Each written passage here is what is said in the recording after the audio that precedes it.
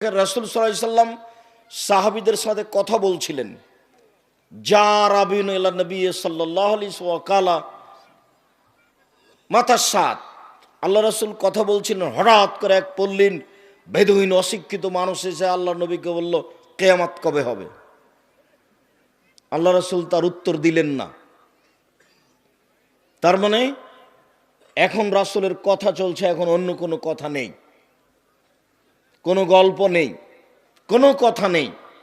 রাসূলের যখন কথা শেষ হয়ে গেল, তখন আল্লাহ রাসূল বললেন, মানিস সাইল, কিয়ামত কবে হবে এই কথা কে জিজ্ঞাসা করে? কে? তখন লোকটি বলছে, আমি জিজ্ঞাসা করছি কিয়ামত কবে হবে। তখন রাসূল সাল্লাল্লাহু আলাইহি সাল্লাম বললেন, এজা জয়াতিল আমানাত ফান্তাজিরিস সাত, যেদিন 10-এর পয়সা ধ্বংস হবে, চেয়ারম্যান, মেম্বার, এমপি, মন্ত্রী, হেড মাওলানা, হেডমাস্টার, প্রিন্সিপাল যখন 10-এর পয়সা লুটে খাবে, সেদিন কিয়ামত হবে। তো পল্লীর মানুষ এই বাক্য বুঝতে পারলেন না, বলে কেইফায়ে জাতহা, 10-এর পয়সা ধ্বংস হবে কিভাবে? আপনি তো বললেন যে 10-এর পয়সা যখন ধ্বংস হবে তখন কিয়ামত হবে, কিন্তু আমি পল্লীর অশিক্ষিত বেদুইন মানুষ, 10-এর পয়সা ধ্বংস হওয়ার কথা আমি বুঝতে পারলাম না। তখন রাসূল সাল্লাল্লাহু আলাইহি সাল্লাম বলছেন, শোনো, এই যে উসসাদাল আমরি লা গায়রি আহলিহি ফান্তাজিরিস সাত, যেদিন দায়িত্ব অযোগ্য মানুষের হাতে দেওয়া হবে, এমপি, মন্ত্রী, চেয়ারম্যান, মেম্বার, হেড মাওলানা, headmaster, vice principal, jail super, যে যেখানে দায়িত্বশীল আছেন সেই হবে অযোগ্য, সেই দিন কিয়ামত হবে। যে যেখানে দায়িত্ব পালন করে,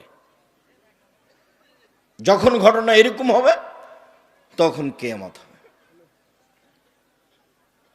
মিথ্যুক দায়িত্বশীল, রাসূল সাল্লাল্লাহু আলাইহি সাল্লাম বলছেন, 3 শ্রেণীর মানুষের সাথে আল্লাহ বিচারের মাঠে কথাই বলবেন না।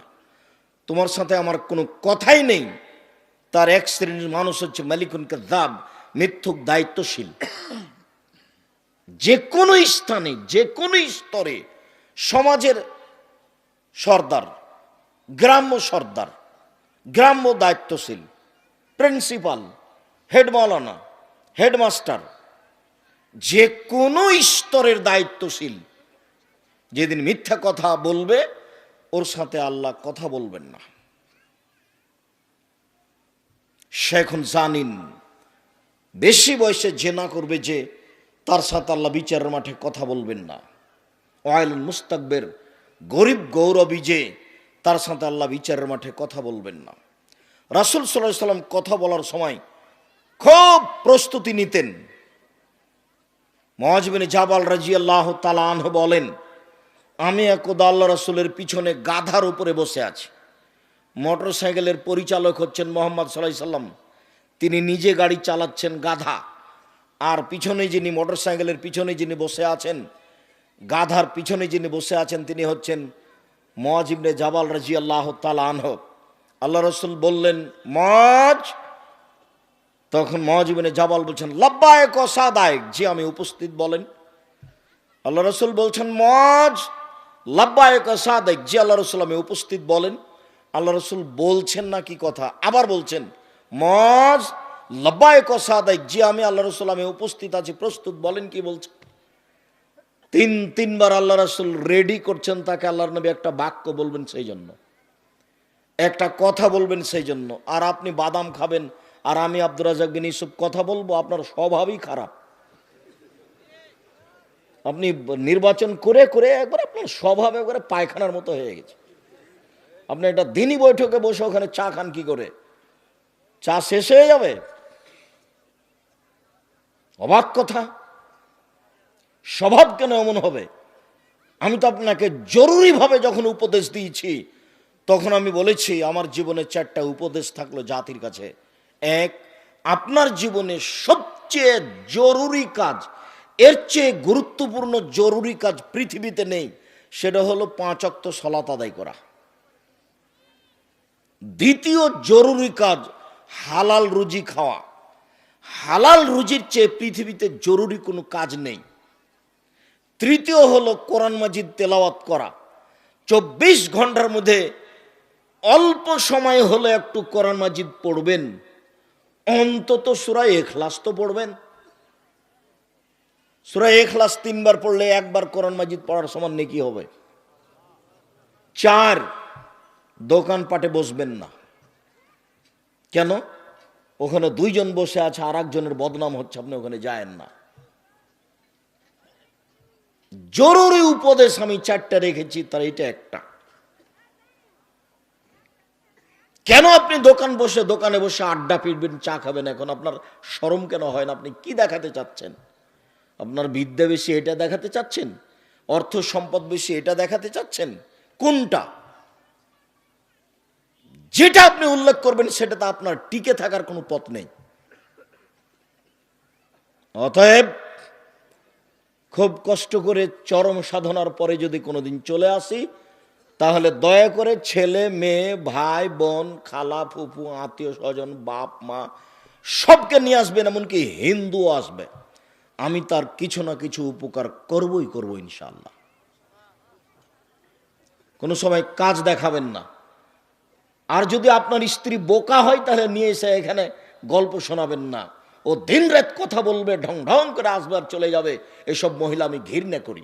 কোন শরমে কথা বলে ও? মুখখান বন্ধ করে না কেন? ওর একটু লজ্জা হয় না কেন? ওর একটু হায়া হয় না কেন? ওর একটু ইতস্ত হয় না কেন? ওর বাপ নাই নাকি? ওর মা নাই? ও কোন কথা বলে, কোন সাহসে এখানে দিনে বৈঠকে এসে মুখ একবার বন্ধ করে পাথর হয়ে থেকে যাবে, যা হবে হবে। এটা দিনই বৈঠক। রাসূল সাল্লাল্লাহু আলাইহি ওয়াসাল্লাম কথা বলবেন, যার জন্য কত প্রস্তুতি। মজ লাব্বাইক, জি আল্লাহর নবী প্রস্তুত, বলেন। মজ লাব্বাইক, জি আল্লাহ রাসূল প্রস্তুত, বলেন। মজ লাব্বাইক ও সাদাইক, জি আল্লাহ রাসূল প্রস্তুত, বলেন। 3 বারের পরে বলছেন, মজ বলতে পারো আল্লাহ আমাদের কাছে কি পাই আর আমরা আল্লাহর কাছে কি পাই? পরস্পর একটা পাওনা আছে মজ, আমাদেরটা তাকে দিয়ে দিতে হবে, দিতেই হবে।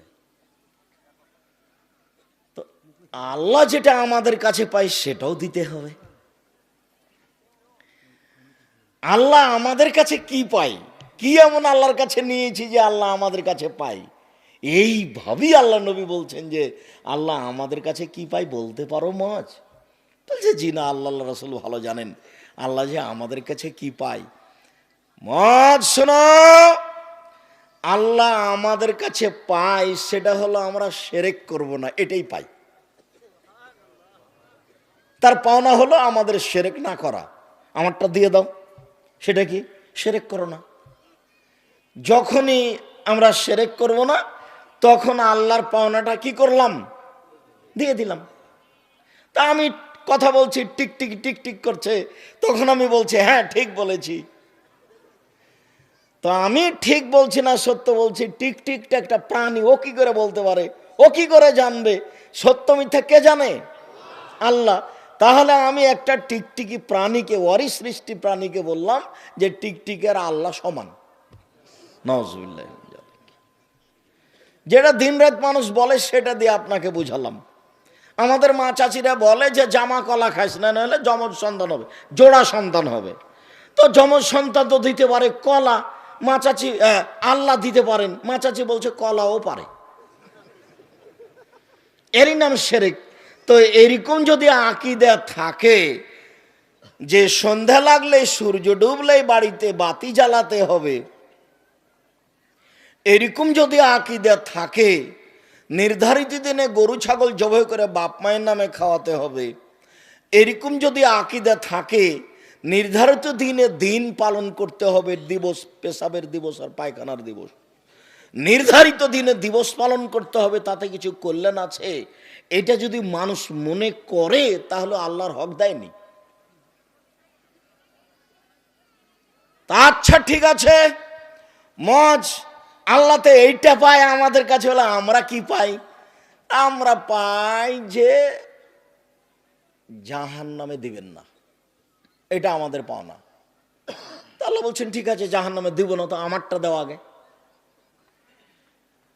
আল্লাহর পাওনাটা আগে আর আমাদেরটা পরে। তা আল্লাহ বলছেন যে আমি তো ওয়াদাই করেছি যে আমি তোমাকে জান্নাতে দিয়ে দিব, তো তুমি আমারটা আগে দাও না, শিরক করো না, জান্নাতে দিয়ে দেবো, শিরক করো না, জান্নাতে দিয়ে দেবো। আল্লাহ বিচারের মাঠে বলবেন আদম সন্তানের সামনে, ইবনা আদম লা আতাইতানি বিকুরাবিল আরজি খাতায়া সুম্মা লাকিতানি লা তুশরিক বি শাইআ লা আতাইতুকা বিকুরাবিহা মাগফিরা। এই আদমের ছেলে মেয়ে শোনো, আজ এই কিয়ামতের মাঠে পাপ নিয়ে উপস্থিত হয়েছ, আকাশ জমিন পরিমাণ পাপ, পাপ আর পাপ, আকাশ জমিন পরিপূর্ণ হয়ে আছে তোমার পাপে। শোনো, আজকে যদি শিরক ছাড়াই বিচারের মাঠে উপস্থিত হয়ে থাকো, তাহলে আমি আল্লাহ তোমার পাপ সমপরিমাণ ক্ষমা নিয়ে উপস্থিত হয়েছি।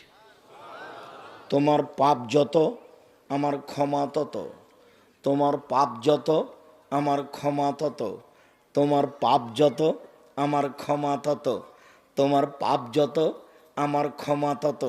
যদি শিরক না থাকে, শিরক না থাকলে বিচারের মাঠে সফলতা আছে, এটা হলো হক। হাদিস বুখারী মুসলিম। আমি এই কথা এখন বলতে চাইনি, যেটা আমি বলতে চেয়েছি আপনি মুখ বন্ধ করে এখানে বসে থাকতে বাধ্য। আপনি, আপনার স্ত্রী, আপনার ছেলে, আপনার মেয়ে, আপনার বউ, আপনার বেটি, আপনার ভাই, আপনার বোন, এখানে এসে কেউ কথা বলতে পাবেন না, চা খেয়ে সময় কাটাতে পাবেন না, বাদাম খেয়ে সময় কাটাতে পাবেন না। 2 ঘন্টা বসে থাকবেন তো এত বাদাম কেন, এত চা কেন? আমি খুব ঘৃণা করি, আপনার নীতিকে আমি ঘৃণা করি। একবারে পাথরের মতো হয়ে এক খেয়ালে বসে থাকেন, আপনার আমি কিছু না কিছু উপকার করবই করব ইনশাআল্লাহ। আজকের আলোচনার পূর্বে জরুরি কথা, আমাদের তো বিদ্যা বুদ্ধি কম। আব্দুল্লাহ যখন আলোচনা করে, আপনারা সবাই দোয়া করবেন ওদের জন্য।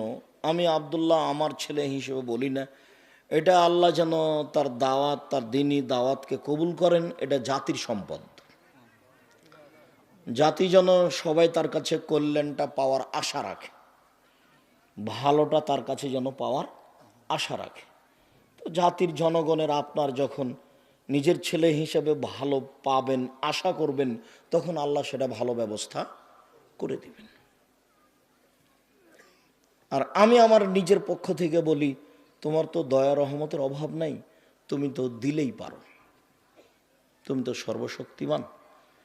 তো রুজির উপরে একটা কথা, উমামা বাহেলি রাদিয়াল্লাহু তাআলা আনহু বলেন যে আমি একদিন আল্লাহর নবীকে বললাম, আখ বিরুনি ইদখিলুল জান্নাহ, আখ বিরুনি বিআমালিন, আল্লাহর নবী আমাকে একটা আমলের কথা বলেন তো আল্লাহর নবী, যে আমল আমাকে জান্নাতে দিয়ে দিবে, যার কারণে আমি জান্নাতে চলে যাব, এমনটা আমলের কথা বলেন তো আল্লাহর নবী। তখন আল্লাহ রাসূল বলছেন, এক, এতাম উত্তম, দুস্থ গরিব ফকির মিসকিনকে খেতে দিলে। 2, বাজলুস সালাম, পরস্পরে সালাম দিলে। 3, অসলাতুল লাইল ওয়ান নাস নিয়াম, মানুষ যখন ঘুমিয়ে তখন সলাত আদায় করলে, তাহাজ্জুদ পড়লে, 3টা কাজ করো, জান্নাতে চলে যাবা, যাও জান্নাতে চলে যাবা। 1, দুস্থ গরিব ফকির মিসকিনকে খেতে দিলে। আমার ওই কথাটি বারবার বলে আপনাকে মনে করাতে চাই, আপনার স্ত্রীকে ফিরে যেতে হবে আপনার মায়ের স্বভাবে। আপনার মা 16 জনের ভাত রান্না করত ঢেঁকিতে ধান ভেঙে। আপনারা ছিলেন 10 ভাই বোন, বাড়িতে ছিল 2 জন কিষান কামলা। আপনার বাপের স্বভাব ছিল মসজিদ থেকে ফকির ধরে আনা। তাহলে 2 জন কিষান কামলা, 2 জন ফকির, আর আপনার বাপ মা, এ হলো 6, আর আপনারা 10 ভাই বোনে হলো 16 জন মানুষের ভাত রান্না করতেন আপনার মা ঢেঁকিতে ধান ভেঙে। আর আপনার স্ত্রী এখন যেখানে রান্না করে সেখানে ফ্রিজ আছে, গ্যাসের চুলা আছে, সব কিছু রেডি। তারপরে আপনি 10টার সময় এসে বলছেন, খালেদা একটু উঠো, মেহমান আছে, আব্দুর রাজাক সাহেব এসেছেন, একটু খানা পানি রেডি করে দিতে হয়, তখন আপনার স্ত্রী নাক সিট কিনে দিয়ে বলছে, হ্যাঁ তুমি রাতে মেহমান নিয়ে এসেছো। আমি এই স্ত্রীকে তালাক দিতে বলিনি, তবে পরামর্শ দিচ্ছি, যদি না মানে তাহলে তালাক দিতে হবে, এই কথাই ঠিক। যতক্ষণ পর্যন্ত আপনার বউ আপনার অনুকূলে না থাকবে ততক্ষণ পর্যন্ত আপনি মানুষজন ফকির মিসকিনকে খাওয়াতে পারবেন না। আপনার বাপের স্বভাব ছিল আপনার বাপের স্বভাব ছিল এশার সালাতের পরে মসজিদ থেকে যখন বের হতেন তখন দেখতেন মসজিদের মধ্যে কোনো মুসাফির আছে নাকি। জি, কে ওটা? আপনার বাড়ি কোথায়? আমার বাড়ি তো গোদাগাড়ি, আমি এদিকে একটু কাজে এসেছিলাম, তো রাত হয়ে গেছে, মসজিদে একটু উঠেছি, সকালে যাব। ও, আপনি খেয়েছেন? জি না, খাইনি, চলেন আমার সাথে। তা আপনার বাপ সাথে করে নিয়ে যে আপনার মা যা রান্না বান্না করেছে সেটা খাওয়াইয়েছে। আপনার মা কোনোদিন ভারী মনে করেনি। এখন আপনি এসার সালাত আদায় করে কালকে যাচ্ছিলেন, তখন দেখছেন একটা মানুষ, কি খবর, আপনার বাড়ি কোথায়? আমার বাড়ি গোদাগাড়ি। কিছু খেয়েছেন রাতে? না, এখনো খায়নি। তো সাথে করে নিয়ে গেছেন। সাথে করে নিয়ে যেতে বউ এমন ধমক দিল। পরের দিন এখন দেখছেন, আজকে এসার সালাতের পরে দেখছেন একটা মুসাফির বসে আছে, তখন দেখে চুপচাপ কিছু না বলে আপনি ওই দরজা দিয়ে চলে গেলেন। ওকে কিছু বলতে পারবেন না, কেন? কালকে ধমক খেয়েছেন, আজকে আপনি মুসাফিরকে বলতে পারবেন? অসম্ভব। বউ যদি অনুকূলে না হয় ফকির মিসকিনকে খেতে দেওয়া সম্ভব নয়, এ কথাই ঠিক। ফকির মিসকিন দুস্থ গরিবকে খেতে দিতে হলে বউকে আপনার পক্ষে হতে হবে। যার কারণে আপনাকে আমি 150 চাউল রান্না করতে নিষেধ করেছি। আমি বলেছি হাফ কেজি চাউল রান্না করবেন, 1 কেজি করবেন, 3 কেজি করবেন। সারা দিন ছেলে মেয়ে আহাল পরিবার খাবে, ফকিরে খাবে, রাতে গরুতে খাবে। আপনি 150 চাউল রান্না করবেন কেন? এ কোন স্বভাব? এ কোন স্বভাব? এ নোংরামি স্বভাব কেন? মেহমান এসেছে, তখন বয়ে বলছে কি করবে 150 চাউল রান্না করেছি, মেহমানকে দিল তো শেষ হয়ে যাবে, এক কাজ করো, চানাচুর বিস্কুট দেবে বিদায় করে দাও। তো দুপুরে চানাচুর বিস্কুট দিয়ে মেহমান বিদায় করতে হবে? এখন আপনার মায়ের বয়স 80 বছর, যদি আপনার বউ সিট কিনে দেয়, আপনার মা যদি বিছানায় শুয়ে থাকে, দৌড়িয়ে এসে বলবে, থাক বেটা, থাক বেটা, থাক বেটা, বউ মাকে উঠাস না বেটা, আমি খানা পানি রেডি করে দিয়েছি, গরম করে দিয়েছি, তুই মেহমানকে দে। তা 80 বছরের মহিলা পারে, 20-25 বছরের মেয়ে পারে না? আমি তালাক দিতে বলিনি, তবে পরামর্শ দিচ্ছি যে ফকির মিসকিনকে খেতে দিতে হবে, যদি বউ ঠিক না হয় তো খেতে দিতে পারবেন না, এ কথাই চূড়ান্ত। আর কোনো দিন ভাববেন না যে ফকির মিসকিনের জন্য এত চাউল রান্না করলে কি হবে, তাহলে রিজিকের বক্তব্য আব্দুল্লাহর আবার শুনতে হবে, আর না হলে রিজিকের বইটা অন্তত 10 বার পড়তে হবে। আমার বাড়ির নাম আমার মা বলে দিয়েছে, এটা মেহমানখানা। আমিও বলি ঠিক আছে মা, এটা মেহমানখানা। আপনার যদি স্বাদ হয় যে একটা আব্দুর রাজাক সাহেবের মেহমানখানাতে গিয়ে দেখি, তো এখন তো আবার মেহমানখানাটা উঠে গেছে, তার মানে এখন তো আর আমি বাসায় থাকি না, প্রতিষ্ঠানে থাকি। তখন মনে করছি যে প্রতিষ্ঠানে প্রতি মাসে কিছু টাকা দিয়ে দিই, তাহলে মেহমান যারা খাচ্ছে ওরই মধ্যে চলে যাবে। মেহমানকে খেতে দিতে শিখতে হবে। বাড়িতে যদি 2-3 দিন ফকির এসে খেতে না চাই, তাহলে আপনি বুঝবেন উপরে মনে হয় গন্ডগোল হয়ে গেছে, নড়চড় হয়ে গেছে উপরে। ফকির কেন আসে না, ফকির কেন খেতে চায় না, এইটা আপনাকে ধারণা করতে হবে। সম্মানিত দিনী ভাই বোন, রিজিকের ওপরে কথা বলতে গিয়ে জরুরি কথা এটা, দ্বিতীয় জরুরি কথা আমার দিনী বোনদের ব্যাপারে। এই মেয়ে, এই ছেলে, তোমরা দেখো, লক্ষ্য করো, এখনো গল্প বন্ধ হয় না কেন? যাও, মহিলাদের দেখার ব্যাপারে তোমরা দায়িত্ব পালন করো না? ওই মাথায় গিয়ে দেখো, কয়েকটা মেয়ে দাঁড়িয়ে আছে, গল্প করছে আর একজনের সাথে। শয়তানি করার হিসাব পায় না, নোংরামি করার হিসাব পায় না। দেবরের মোটর সাইকেলে এসেছে, আবার এখানে ঢং করে। যাও ছেলে, যাও, দেখো ওখানে। মেয়েদের কথা বলা বন্ধ করো, আর একটা শরম থাকা দরকার। কতবার এক কথা বলি, মুখ বন্ধ করে থাকতে হবে আপনাকে, আপনি যতক্ষণ থাকবেন। আমি আব্দুর রাজ্জাক বিন ইউসুফ আপনার জন্য এসেছি। এ মেয়ে শোনো, আমি তোমার জন্য এসেছি। একদিন এখানে উপস্থিত করা আমার কাছে তোমার জন্য সহজ নয়, আমার জন্য সহজ নয়। একমাত্র তোমার জন্য এসেছি, তোমাকে আমি দুটো কথা শোনাবো। তুমি কেমনে ঢং ঢং করে আসলে আর চলে গেলে? তুমি কেমনে কথা বলো, তাহলে আমি তোমাকে কি বুঝাতে পারি? সম্মানিত দিনী ভাই বোন, উপস্থিত বৈঠকের মুসলিম বোন, শুনুন, আপনি 4টা কাজ করতে পারলে জান্নাতের সব দরজা খোলা। আপনার জন্য জান্নাত যত সহজ, পুরুষ মানুষের জন্য জান্নাত তত সহজ নয়। যদিও মহিলাদেরকে জাহান্নামে বেশি দেখা যায়। রাসূল সাল্লাল্লাহু আলাইহি ওয়াসাল্লাম বলছেন, আমি যখন জাহান্নাম দেখলাম তখন জাহান্নামের অধিকাংশই হচ্ছে নারী, বেশিরভাগই নারী। একথা বলেছেন, একথা ঠিক। তবে মহিলাদের জন্য জান্নাত পাওয়া যত সহজ, পুরুষ তত সহজে জান্নাত পাবে না। তার আপনাকে আমি তাদের পক্ষের কথাটাই বলি। রাসূল সাল্লাল্লাহু আলাইহি ওয়াসাল্লাম বললেন, পৃথিবীর মহিলারা শুনে রেখো, তোমরা যদি 4টা কাজ করতে পারো জান্নাতের সব দরজা খোলা। 1, সল্লাত খামসাহা, 5 ওয়াক্ত সলাত আদায় করলো, নামাজ পড়লো। 2, সমাত শাহরাহা, রমজান মাসের সিয়াম পালন করলো, রোজা থাকলো। 3, আতাত বালাহা, স্বামীকে মেনে চলল। 4, আহসানাত ফারজাহা, জেনায় লিপ্ত হলো না। এখন জান্নাতের সব দরজা খোলা। 1, 5 ওয়াক্ত সলাত নামাজ আপনি বাধ্য, আজ থেকে আপনি জরুরি মনে করে নেন, যা হয়েছে হয়েছে। পৃথিবীতে সলাতের চেয়ে ভিন্ন কোনো জরুরি ইবাদত আছে, গুরুত্বপূর্ণ কোনো কাজ আছে, আমি আব্দুর রাজ্জাক বিন ইউসুফ তা বুঝতে পারি না। এবাদতের জগতে সবচেয়ে দামি এবাদত সিয়াম, রোজা। তার একটা প্রমাণ, রোজাই এমন একটা এবাদত, সিয়ামই এমন একটা এবাদত যার নেকি আল্লাহ নিজে হাতে দিবেন। সলাত নামাজ যত দামি এবাদত হোক না কেন, সলাতের নেকি আল্লাহ নিজে হাতে দিবেন না। তাহলে এবাদতের জগতে সবচেয়ে দামি ভিন্ন ধরনের এবাদত হলো সিয়াম, রোজা।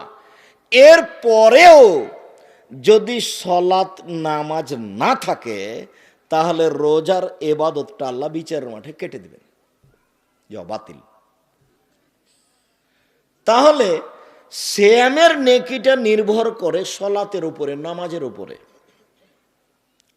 এবাদতের জগতে সবচেয়ে শক্তিশালী, পাওয়ারফুল, ক্ষমতাধর এবাদত হলো দান। দানের চেয়ে শক্তিশালী কোনো এবাদত পৃথিবীতে নেই, ওর ক্ষমতাই ভিন্ন। আপনি দান করলেন মায়ের জন্য, এখানে ওখানে কবরের শাস্তি বন্ধ। কত ক্ষমতা তার! আল্লাহ রাসূল বলছেন, আপনি দান করলে পাপ মিটে যাবে, ওইভাবে পানি যেমন আগুনকে নিভিয়ে দিতে পারে। পানি দেন, ঢেলে দেন, আগুন নিভে যাবে। ওইদিকে কত ক্ষমতা, এবারে সব পাপ মিটে যাবে ওর ক্ষমতার চোটে। খুব আল্লাহর রাগান্বিত হয়ে আছেন, আপনাকে জাহান্নামে দেবেন, আপনি দান করেন, তখন ঠান্ডা। আচ্ছা যাও, যা জান্নাতে যাও। দান করবেন, বিচারের মাঠে ছায়া হয়ে থাকবে দান, যতক্ষণ পর্যন্ত আপনার বিচার না হচ্ছে। 50 বছর বিচার না হলে দান আপনাকে ছায়া করে রাখবে। চলুক দেখি কতদূর বিচার চলে, ওর ক্ষমতাই ভিন্ন। দান যত শক্তিশালী ইবাদত হোক না কেন, যদি সলাত না থাকে তাহলে দানকে আল্লাহ কেটে দেবেন, ওটা বাতিল।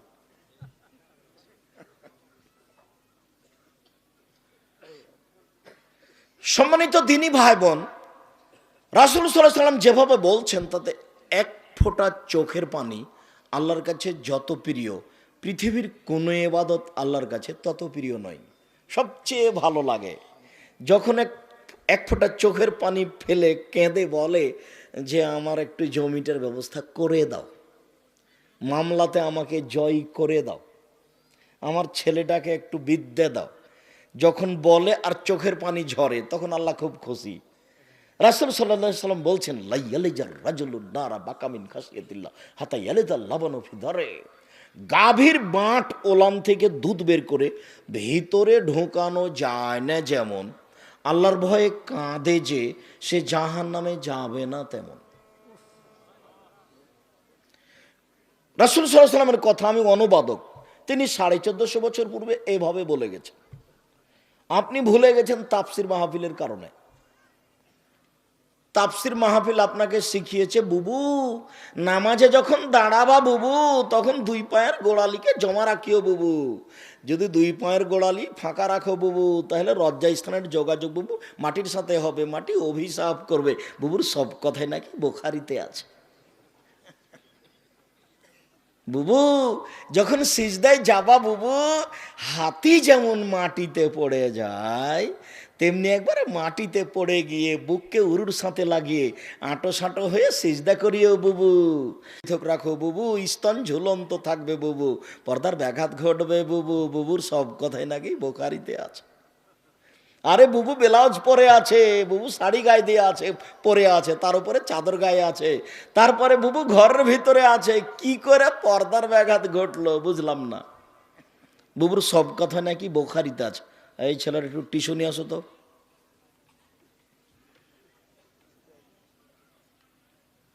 আমি মহিলা বৈঠকের এই সব কথার তীব্র নিন্দা জানাই। সাবধান, যে মরা মরেছে লাশ নিয়ে যাবে মাটির কাছে, কোথা থেকে আসছে বুবু যে এমন হাত তুলে দোয়া করে কাঁদতে লাগলো? আরে লাশ বাড়ি থেকে বের হয়নি, বের হওয়ার সময় হাত তুলে দোয়া করে চিল্লাচিল্লি শুরু হয়ে গেল। আচ্ছা, ও মহিলা এই বাড়িতে আসলো কেন? এই ছেলে, এই বাড়িতে মরা মরেছে, সারা দিন গোটা গ্রামের মহিলা এই বাড়িতে আসছে কেন? ধর্ম কি পাগল হয়ে গেছে? তাফসির মাহফিল ওকে কি পড়ালো? এই তোমার বোন আসে কেন এই বাড়িতে? আপনার স্ত্রী আসে কেন? আমি আব্দুর রাজ্জাক ইউসুফ বলছি, আমার স্ত্রী যায়নি, যাবেও না। যদি আপনি পরীক্ষা করেন কালকে আসেন। আল্লাহ তুমি মাফ করো, আমি অহংকারও করিনি, গৌরবও করিনি। 3 মাস থাকার পরে যদি আপনার সরিষা সম পরিমাণ পর্দার ব্যতিক্রম দেখা যায়, আমি জাতির সামনে কথাই বলবো না। বিবাহের 11 দিন পর থেকে প্রতিষ্ঠানের প্রধান শিক্ষিকা। এই বাড়িতে মরা মরেছে, সারা দিন কেন এ বাড়িতে মহিলারা আসছে? ওর কি মাথা ঘামলো যে এখানে আসবে কেন সারাদিন? ওর কেন একটু লজ্জা হয় না? ওর কেন একটু শরম হয় না? ওর কেন ও চাচাতো ভাইকে দেখতে আসলো? ওর নাকি গ্রাম্য চাচাতে দেখতে এসেছে, কেন এখানে আসবে? অর্ধ পৃথিবীর খলিফা, কুশাগর বুদ্ধিজীবী, রাজনীতিবিদ ওমর মারা যাবেন এই সময়ে বলছেন, আব্বু আব্দুল্লাহ, জি আব্বা, আয়েশাকে গিয়ে বলো মোহাম্মদ সাল্লাল্লাহু আলাইহি সাল্লামের পাশে আবু বকর সিদ্দিকের কবর আছে, তার পাশে একটু ফাঁকা জায়গা আছে, ওখানে আমার কবর দেওয়ার সুযোগ দিবে কিনা। শোনো আব্দুল্লাহ, আয়েশাকে গিয়ে বলিও যে উমর কবরের জায়গা চাই। এই কথা বলিও না যে আমিরুল মোমিনিন, দেশের সরকার জায়গা চাই, এই কথা বলো না। বলবে যে উমর চাচ্ছে। আপনার কোন কালে প্রিন্সিপালের পদ চলে গেছে, তবু আপনি বলছেন সাবেক প্রিন্সিপাল, কলমে লিখছেন। আপনি বলছেন সাবেক এমপি মন্ত্রী, আর উমর এখনো মরেননি, জীবিত আছেন। বুখারী মুসলিমের হাদিস। বেটা, আয়েশাকে গিয়ে বলবা উমর কবরের জায়গা চাচ্ছে, বলিও না যে দেশের সরকার চাচ্ছে, আমিরুল মোমিনিন চাচ্ছে, এই কথা বলিও না। তো এখন আব্দুল্লাহ গেছেন, সালাম দিয়ে ভিতরে ঢুকে দেখছেন যে আয়েশা বসে বসে কাঁদছেন। উমর মারা গেছেন, সেই জন্য আয়েশা বসে বসে কাঁদছেন। কই, আয়েশা তো দেখতে আসেননি। আয়েশা রাদিয়াল্লাহু তাআলা আনহা দেখতে আসেননি। অর্ধ পৃথিবীর খলিফা, কুশাগর বুদ্ধিজীবী, রাজনীতিবিদ ওমর, অর্ধেক পৃথিবী যার দখলে, সারা পৃথিবীতে এত ইমানদার মানুষ, ব্যতিক্রম মানুষ আল্লাহ কাকে সৃষ্টি করেছেন তা ইতিহাস বলে না। মানুষ হিসেবে এত শক্তিশালী পাওয়ারফুল মানুষ পৃথিবীতে আর কে জন্ম নিয়েছে তা ইতিহাস বলে না। যার রাস্তায় শয়তান হাঁটে না, যার রাস্তায় শয়তান হাঁটে না। এত বড় মানুষ মারা গেছেন, আয়েশা রাদিয়াল্লাহু তাআলা দেখতে আসেননি, বাড়িতে বসে কাঁদছেন। আপনি আপনার স্ত্রীকে কন্ট্রোল করুন, আপনাকে বলছি, দুঃখিত, আপনি মনে কিছু নিয়েন না।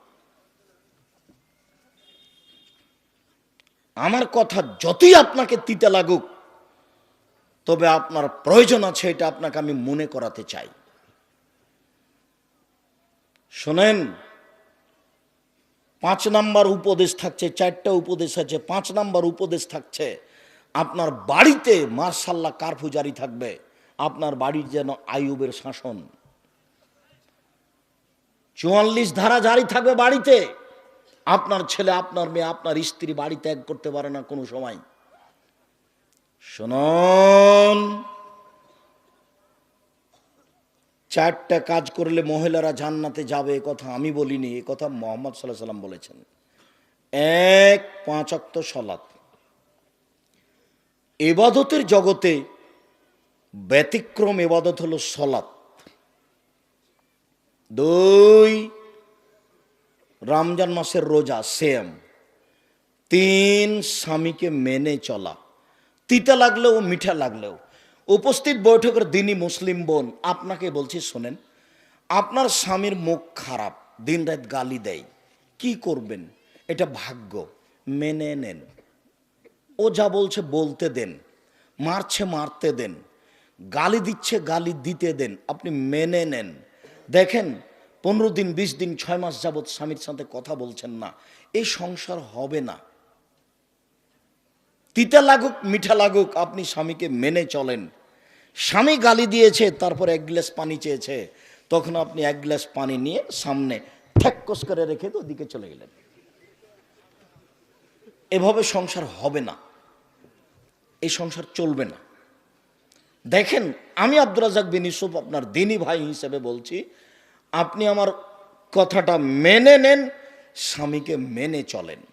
শেষ পর্যন্ত যদি আপনি মনে করেন যে আব্দুর রাজ্জাক সাহেব আমার চলবে না সংসার, তো আপনি খোলা তালাক করেন। স্বামী যত বড়ই দামি হোক, যত বড়ই চাকরিজীবী হোক, যত বড়ই পরহেজগার হোক, যে কোনো সময় আপনি স্বামী বাদ দিতে পারেন, হাদিস বুখারী মুসলিম। তার নাম খোলা তালাক। আপনি চেয়ারম্যান মেম্বারকে বলবেন আমি ভাত খাবো না, মিটে গেল, ও একটা ব্যবস্থা করে দিবে। আপনি নিজেকে খোলা করে নেন, আমি নিষেধ করিনি, তবে আপনাকে আমি আপনার এই স্বামীকে মেনে চলার জন্য অনুরোধ করছি, তিতা লাগলেও মিঠা লাগলেও। দেখেন, সামাজিক অবস্থা সুবিধা নয়, আরেকজন স্বামী এর চেয়ে খারাপও হতে পারে, পরিবেশ পরিস্থিতি কি হবে বলা যায় না। 2-1টা বাচ্চাও হয়ে গেছে, কান্নাকাটি যেটাই হোক, গালি যেভাবে দেখ, আপনি মেনে নেন, ভালো হবে। 4, জেনায় লিপ্ত হবেন না। আব্দুর রাজ্জাক সাহেব ঘটে গেছে জেনা, যে তাহলে আপনি তোবা করেন। শোনেন, তোবা করলে মানুষ পাপ মুক্ত হয়ে যায়। আপনার অন্তর থেকে যদি আপনি তোবা করেন, তাহলে আপনার জেনার পাপটা আল্লাহ আবার পাল্টা নেকিতে পূর্ণ করে দেবেন। আপনি জেনা বন্ধ করেন, তোবা করেন, আপনি ভালো নারীদের অন্তর্ভুক্ত হয়ে যাবেন, আপনাদের জান্নাতের সব দরজা খোলা। আর পৃথিবীর পুরুষ নারী সবকে বলা হচ্ছে, আল্লাহ তাআলা বলছেন, পৃথিবীর মানুষ পুরুষ নারী শুনে রেখো, ওয়ানাহান নাফসা আনিল হাওয়া ফাইনাল জান্নাতা হিয়াল মাওয়া। যে ব্যক্তি অশ্লীল কাজ থেকে নিজেকে বিরত রাখতে পারবে, আমি আল্লাহ তাকে জান্নাতুল মাওয়া দিয়ে দিলাম। যদি আপনি আজকে এই মোবাইলে প্রেমের গল্প বন্ধ করতে পারেন, জেনা বন্ধ করতে পারেন, আল্লাহ বলছেন আমি তাকে জান্নাতুল মাওয়া দিয়ে দিলাম। এটা আল্লাহর কথা। অতএব দিনী বোন, আপনি এই 4টা কাজ করেন, জান্নাতের সব দরজা খোলা। এর সাথে আপনাকে আর একটা কথা বলি, এদিকে শোনেন। আল্লাহ নবী একদিন বলছেন, নবীগণ জান্নাতে যাবেন, শহীদেরা জান্নাতে যাবে, সত্যবাদীরা জান্নাতে যাবে, ওই সব মহিলারাও জান্নাতে যাবে যারা স্বামীকে মেনে চলে। নেন, এবার সিরিয়ালে আপনারা আছেন, এখনো পুরুষ আসেনি। কেউ যদি বলে আব্দুর রাজ্জাক সাহেব শোনেন শোনেন শোনেন, বুখারী মুসলিমের হাদিস আছে এইভাবে যে ওযু করার পরে যদি কেউ বলে আশহাদু আল্লা ইলাহা ইল্লাল্লাহু ওয়াহদাহু লা শারীকা লাহু ওয়া আশহাদু আন্না মুহাম্মাদান আবদুহু ওয়া রাসূলুহু, তাহলে জান্নাতের সব দরজা খোলা। হাদিস তো বুখারী মুসলিম, তো এটা আপনারও যা মহিলারও তাই না। কথার বুঝানো গেল না মনে হয়। আচ্ছা, ওযু করার পরে যদি এই দোয়া পড়ি তো আমার জন্য জান্নাতের সব দরজা খোলা, তো মহিলা যদি পড়ে তার জন্য, তাহলে এখানে আমার ব্যক্তিগত কিছু আছে? পুরুষের জন্য কিছু আছে? মহিলাদের জন্য যেভাবে বলা হয়েছে মুহাম্মদ সাল্লাল্লাহু আলাইহি সাল্লাম ওভাবে পুরুষের জন্য বলেননি। শোনো, নবীগণ জান্নাতে যাবেন, শহীদেরা জান্নাতে যাবে, সত্যবাদীরা জান্নাতে যাবে, ওইসব মহিলারাও জান্নাতে যাবে যারা স্বামীকে মেনে চলে। তিনটে গুণের ভিত্তিতে মহিলারা ভালো হতে পারে, তিনটি গুণের ভিত্তিতে মহিলারা ভালো হতে পারে। এক, স্বামীর সাথে কথা বললে হাসি মুখে বলে। দুই, স্বামী আদেশ করলে পালন করে।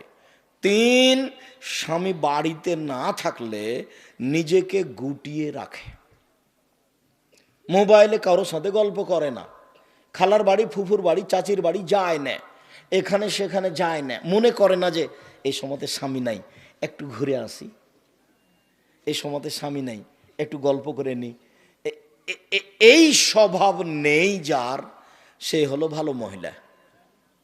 আপনি বলতে পারেন তিনটা গুণ কি? এক, ভুলে গেলেন, স্বামীর সাথে কথা বললে হাসি মুখে বলে। দুই, একটা মনে থাকে না যে স্বামী আদেশ করলে পালন করে। তিন, স্বামী বাড়িতে না থাকলে নিজেকে হেফাজতে রাখে। মনে থাকবে না? আপাতত উপস্থিত বৈঠকের দিনই মুসলিম বোন, আপনার কথা শেষ করলাম। এবার আপনাদের একটা কথা বলে আমরা দ্রুত এগিয়ে যাচ্ছি। রাসূল সাল্লাল্লাহু আলাইহি সাল্লামকে জিজ্ঞাসা করা হলো, আল্লাহর নবী, একজন স্বামী তার স্ত্রীর উপরে কি কি দায়িত্ব পালন করবে, কি করতে পারে একজন স্বামী তার স্ত্রীর? এবার আপনার পালা আসলো, তখন আল্লাহ রাসূল বলছেন, এক, আতেমা তায়েমতা, তুমি যে মানের খাও বউকে সে মানের খাওয়াবা। দুই, ফাকসুহা মাক্তা সাইতা, তুমি যে মানের কাপড় পরো বউকে সে মানের পরাবা। তিন, অলা তুকাব্বে, বউকে কটু কথা বলো না, বলেও কোনোদিন স্ত্রীকে গালি দিবেন না, অমুকের বাচ্চা, অমুকের বেটি, অমুক, মুখ খুলবেন না। এই ছেলে, তোমার স্বভাব পরিবর্তনের জন্য এসেছে, আল্লাহ তোমার স্বভাবকে পরিবর্তন করুক। বেটা, দিন রাত তো স্ত্রীকে গালি দাও কেন? তোমার মুখ খারাপ কেন অত? মেয়ে রাস্তায় পড়ে আছে, মেয়ে মানুষ অনেক দামি। কিছু বোকা মহিলার কারণে আজকে মেয়েদের অবস্থা এই। মেয়ে অনেক দামি জিনিস, পৃথিবীতে এমন কোনো জিনিস নাই যেখানে শান্তি তৃপ্তি হতে পারে নারী ছাড়া। পৃথিবী এমন কোনো বিছনা নাই সেই বিছনায় শুয়ে শান্তি পেতে পারে মানুষ স্ত্রী ছাড়া। পৃথিবীতে এমন কোনো খাদ্য নেই যে খাদ্য খেয়ে মানুষ শান্তি তৃপ্তি পেতে পারে স্ত্রী ছাড়া। পৃথিবীতে এমন কোনো ব্যবস্থাপনা নেই যেখানে মানুষ শান্তি তৃপ্তি পেতে পারে স্ত্রী ছাড়া। স্ত্রী হচ্ছে পৃথিবীতে আল্লাহর পক্ষ থেকে দেওয়া শান্তি তৃপ্তির ব্যতিক্রম জিনিস। আল্লাহ তাআলা বলছেন, অমিন আইতিহান খালাকালাকুম মিন আনফুসিকুম আজওয়াজান লিতাসকুনু ইলাইহা, পৃথিবীর মানুষ, আমি তোমাদের পক্ষ থেকে তোমাদের স্ত্রীদেরকে সৃষ্টি করেছি যাতে করে তোমরা সেখানে শান্তি তৃপ্তি পেতে পারো। ও হলো শান্তির বস্তু, ও হচ্ছে তৃপ্তির বস্তু, ও হচ্ছে আনন্দের বস্তু, সর্ব ধরনের কল্যাণের সুবিধার বস্তু ও। তাহলে তুমি একে গালি দাও কোন লজ্জায়? তোমাকে তো আমি বলেছি জীবনে তুমি কোনোদিন বলবে না তোমার ঠোঁটটা মোটা। একবার যদি ঠোঁট মোটা বলো তাহলে তোমাকে 10 বছর ভালোবাসবে না। ভুলেও তুমি বলবে না তোমার রংটা কালো। একবার যদি রং কালো বলো তাহলে মনটা ছোট হয়ে যাবে, 10 বছর যাবত তোমাকে ভালোবাসবে না। তুমি খালি বলো তোমার মতো কোনো ভালো মেয়ে দেখি না, তুমি আমার চোখে সবচেয়ে সুন্দরী, তোমার চালচলন আমার কাছে খুবই ভালো, প্রশংসা করো, সারা রাত পা টিপে দেবে। একটু প্রশংসার ভিখারি, তুমি মুখ খারাপ করো কেন? শোনো সম্মানিত দিনী ভাই বোন, সবাইকে বলছি, মুরব্বী আপনাকে বলছে, আপনারও স্বভাব ভালো নয়। ছেলে মেয়ে বড় হয়ে গেছে, বৌমা বাড়িতে, তারপর আপনার একটু লজ্জা হয় না মুখ খারাপ করে স্ত্রীকে কথা বলেন? তখন বেটি লজ্জা পায়, বেটা লজ্জা পায়, বৌমা লজ্জা পায়। আপনার এই স্বভাব কেন? গালি দিয়ে আপনার অত শান্তি তৃপ্তি কেন? মুখ বন্ধ করবেন, আজকের পরে আর মুখ খুলবেন না কোনোদিন। আস্তাগফিরুল্লাহ তো বলে, আল্লাহ তোমার দরবারে তওবা করছি, আমি আর কোনোদিন স্ত্রীকে গালি দেব না। এই কথা বলে উঠবেন, মুখ খারাপ করবেন না কোনোদিন। আর মুখ খারাপের কথার উপরে ফেরেশতা আমিন বলেন। পরিবারটা এরকম হয়ে গেছে, আপনি বুঝতে পারেন না কেন আপনি মুখ খারাপ করবেন? রাসূল সাল্লাল্লাহু আলাইহি ওয়াসাল্লাম বলেছেন, কটু কথা বলবা না। 4, বউয়ের মুখের উপরে মারবা না, মারাই যদি লাগে কোনো সময় মুখের উপরে মারবা না। 5, এটা জরুরি, ওলা তাতরকা ইল্লা ফিল বাইতে, তুমি তোমার বউকে তোমার বাড়ি ছাড়া কোথাও যেতে দিবা না। তোমার বউকে তোমার বাড়ি ছাড়া কোথাও থাকতে দিবা না। ও চাচির বাড়ি যেতে পাবে না, ও খালার বাড়ি যেতে পাবে না, ও ফুফুর বাড়ি যেতে পাবে না, ও মায়ের বাড়ি যেতে পাবে না, জরুরি প্রয়োজন ছাড়া বাড়ি ত্যাগ করতে পাবে না। যদি যাই তাহলে আপনাকে যেতে হবে। ভুলেও কোনোদিন বিবাহের বাড়িতে যায় না যেন। বিবাহের বাড়িতে গেলে স্বামীর সংখ্যা বেশি হয়ে যায়। কাজেই ভুলেও কোনোদিন বিবাহের বাড়ি যেতে দিবেন না। আত্মীয় স্বজন দাওয়াত করেছে, ঠিক আছে আমি আসব, আমার ছেলেরা যাবে, আপনার বউ যাবে না। একটু পুরুষ হতে শিখেন, একটু পুরুষ। ওই যে ছোট ব্লাউজ পরে আছে, ওটা আমার বউ। ওই যে ঢং ঢং করে এসেছে আর গল্প করে এখনো দাঁড়িয়ে আছে, যান দেখাছেন, ওটা আমার বউ নয়। যান দেখাছেন, দাঁড়িয়ে আছে এখন। আশ্চর্য কথা, থাকবে কেন? কেন আছে? আমি তো আসলাম তখন দেখলাম যে সরে গিয়ে আর একটা লোকের সাথে কথা বলছে। ও তো আপনার মেয়ে, না হলে আপনার বউ। কেন আছে? ও জানে না যে আব্দুর রাজ্জাক বিন ইউসুফ আজকে আসছেন? কোন সাহসে যায়, কোন সাহসে কথা বলে, হিসাব পায় না। নিজেকে পুরুষ মনে করিয়েন। প্রেসিডেন্ট আইয়ুব পাকিস্তানের উপরে কারফিউ জারি করেছেন, আর আপনি আপনার বাড়ির উপরে কারফিউ জারি করবেন। 44 ধারা জারি থাকবে বাড়িতে, তার মানে আপনি পুরুষ। চোখ যেভাবে ঘুরে বউ সেভাবে চলে, তার নাম স্বামী। চোখ যেভাবে ঘুরে বউ সেভাবে চলে, তার নাম স্বামী। চোখ যেভাবে ঘুরে বউ সেভাবে চলে, তার নাম স্বামী। কোথায় গেছিলে তুমি? না তো, আমি তো বাহির থেকে পানি আনা চাইনি, পানি নিয়ে আসতে হবে সেটা আমি বুঝবো। না তো, আমি তো তোমাকে ওখানে যেতে বলিনি, সেটা কি করতে হবে সেটা আমি বুঝবো। আমি তোমাকে উপার্জন করে খাওয়াতে পারি, আমি তোমার সুবিধা অসুবিধা বুঝতে পারি না, তুমি কি মনে করো আমাকে? পরবর্তীতে বাড়ির বাইরে তুমি পা রাখবে না, তোমাকে সতর্ক করে দিচ্ছি। রাসূল সাল্লাল্লাহু আলাইহি ওয়াসাল্লাম বলছেন, লাঠিটা ঝুলিয়ে রাখো বাড়ির সামনে। পৃথিবীর সবচেয়ে দামি মানুষ, লাঠি দিয়ে বউকে ঠিক করো, পৃথিবীর সবচেয়ে দামি মানুষ। অতএব নিজেকে পুরুষ মনে করবেন, ভুলে কোনোদিন কটু কথা বলবেন না, আর বাড়ির বাইরে কোথাও যেতে দিবেন না দুর্ঘটনা ছাড়া। যাবে, জরুরি কোনো কারণে যেতে পারে। কা পুরুষের স্ত্রী এদিক ওদিকে ঘুরে বেড়াই, কা পুরুষের মেয়ে এদিক ওদিকে ঘুরে বেড়াই, পুরুষের যায় না। দিনরাত আপনাকে এই কথা বলতে বলতে আপনার সময় পার হয়ে গেল, তবে আপনি নিজেকে একটু পরিবর্তন করতে পারলেন না? আপনার পরিবার একটু পরিবর্তন হলো না? উপস্থিত বৈঠকের মুসলিম বোন, আপনাকে বলছি, দেখেন নিজে থেকে যদি আপনি না মানেন তাহলে কেউ কিছু করতে পারবে না। জাহান্নাম ধরা আছে, এইভাবে চলে জান্নাত পাওয়া যাবে না। নিজেকে গুটিয়ে নেন, মরণ তো চলে এসেছে। হঠাৎ দেখছিলেন 20 বছর, এখন দেখছেন 50 বছর। এখন দেখছেন 50 বছর, হঠাৎ দেখবেন মরণের সময় চলে এসেছে। বউ বেটি সাথে আছে কি না? আস্তাগফিরুল্লাহ ওয়াতুবু ইলাইহি বেশি ব্যবহার করবেন সব সময়। আস্তাগফিরুল্লাহ ওয়াতুবু ইলাইহি। উঠছেন, আস্তাগফিরুল্লাহ ওয়াতুবু ইলাইহি। ঘরে ঢুকছেন, আস্তাগফিরুল্লাহ ওয়াতুবু ইলাইহি। বাইরে বের হচ্ছেন, আস্তাগফিরুল্লাহ ওয়াতুবু ইলাইহি। ইস্তেগফার এই শব্দটা বেশি ব্যবহার করবেন। আরও যদি পারেন, রব্বিক ফিরলি ওয়াতুব আলাইয়া ইন্নাকা আনতাত তাওয়াবুল গাফির, ইন্নাকা আনতাত তাওয়াবুল গাফুর, এই দোয়া পড়ার চেষ্টা করেন। এগুলো ছোট ছোট ইস্তেগফারের দোয়া। যত ইস্তেগফার করবেন বিচারের মাঠে আপনার সুবিধা তত বেশি হবে। আর এমনিতে দুনিয়াতে ক্ষমা চাইলে তো আব্দুল্লাহর মুখে শুনতে পেলাম যে উমর রাদিয়াল্লাহু তাআলা জনগণকে নিয়ে গেছেন পানি চাইতে। উল্টাভাবে বলতে হবে আল্লাহ পানি দাও। তো উমর বলছেন যে তোমরা এক কাজ করো, ক্ষমা চাও। জনগণ বলছেন ব্যাপারটা কি? এসেছি পানি চাইতে, ক্ষমা চাইবো মানে? তো বলছে দেখো আল্লাহ বলছেন যে ক্ষমা চাইলে পানি দিয়ে দিবে। আল্লাহ তো ক্ষমাই চাও, দেখি কি হয়। সম্মানিত দিনী ভাই বোন, মহান আল্লাহ বলেন, ইয়ামহাকুল্লাহুর রিবা ইউরবিস সাদাকাত, সুদ মানুষের টাকাকে সংকুচিত করে, দান মানুষের টাকাকে বেশি করে দেয়। অত্র আয়াত প্রমাণ করে সুদ খেলে মানুষ ভিক্ষুক নিঃস্ব হবে। আজ হোক আর কাল হোক বাঁচার কোনো পথ নেই। কোটি থেকে কোটি টাকা ইনকাম করলেও আপনার চোখের সামনে টাকা হারিয়ে যাবে, অন্যথা আপনার ছেলের সামনে যাবে, নইলে আপনার নাতি পোতার সামনে যাবে। টাকা একদিন হারাবেই। সুদের টাকার শেষ পরিণত হলো ভিক্ষুক সাজা। কিস্তি তুলে যারা বাড়ি বিক্রি করে তারা, দেখেন আপনার বাড়ির পাশে প্রমাণ আছে, আমি তার জাজল্য প্রমাণ। আমার বাসার পাশে একজন মহিলা, একজন লোক কিস্তি উঠাচ্ছিল, বাড়িটা বিক্রি করে দিয়ে চলে গেছে। এ তো আমি বলিনি, আল্লাহ বলছেন ইয়ামহাকুল্লাহু রিবা, আল্লাহ সুদকে সংকুচিত করেন। সংকুচিতকে আল্লাহ আপনাকে ভিক্ষুক বানান। রাসূল সাল্লাল্লাহু আলাইহি সাল্লাম বলছেন, ইন্না রিবা ওয়া ইন কাসরা, যদিও সুদে টাকা বেশি দেখা যায়, ওয়া ইন আকিলাতুল কাল্লা, তার ফলাফল হলো নিঃস্ব।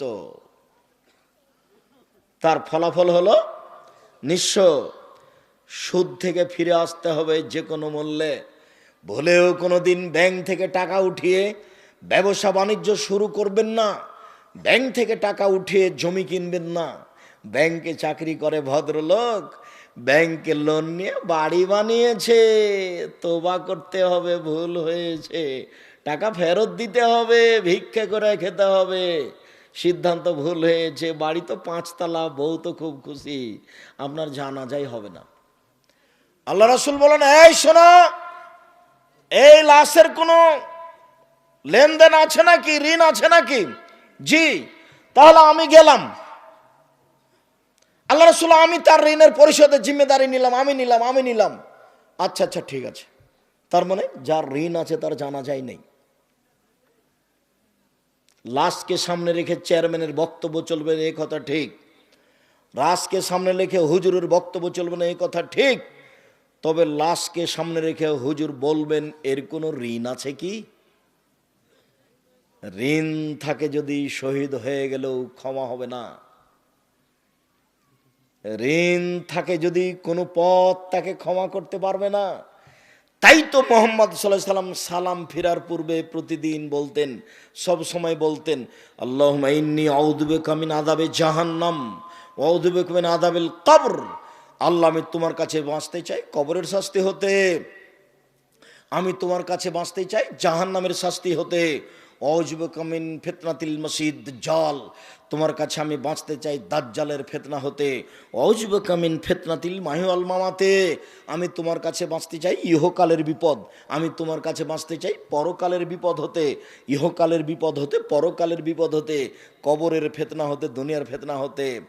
আউযু বিকা মিনাল মাসামি ওয়াল মাগরাম, তোমার কাছে বাঁচতে চাই আমি ঋণ কর্য হতে, তোমার কাছে বাঁচতে চাই আমি বড় পাপ হতে, তোমার কাছে বাঁচতে চাই আমি ঋণ কর্য হতে, তোমার কাছে বাঁচতে চাই আমি বড় পাপ হতে। দিন রাত তিনি ঋণ থেকে বাঁচতে চাইতেন। আল্লাহ আমার জন্য ঋণ না হয়, আল্লাহ আমার জন্য ঋণ না হয়। আপনার মাথায় কিভাবে বুদ্ধি আসলো, গোবর ঢুকলো যে আপনি ব্যাংক থেকে লোন নিয়ে বাড়ি করতে গেলেন, ব্যাংক থেকে লোন নিয়ে ব্যবসা করতে গেলেন? আমি তো তা কোনোদিন আব্দুর রাজ্জাক বিন সময় পরামর্শ দিইনি। আমি বলেছি চকলেট দিয়ে ব্যবসা শুরু করতে হবে, তাহলে ঋণ নেওয়া লাগবে না। চকলেটের পরে কি গো? কলা, তারপরে কাপড়, তারপরে আরো কিছু। কলা দিয়ে ব্যবসা শুরু করলে ঋণ নেওয়া লাগবে? চকলেট দিয়ে? তা আপনি কোটি টাকা দিয়ে হিরোইন কিনলেন কেন কলকাতায়, আর ঢাকায় বিক্রি করলেন? এ ব্যবসা চলবে না।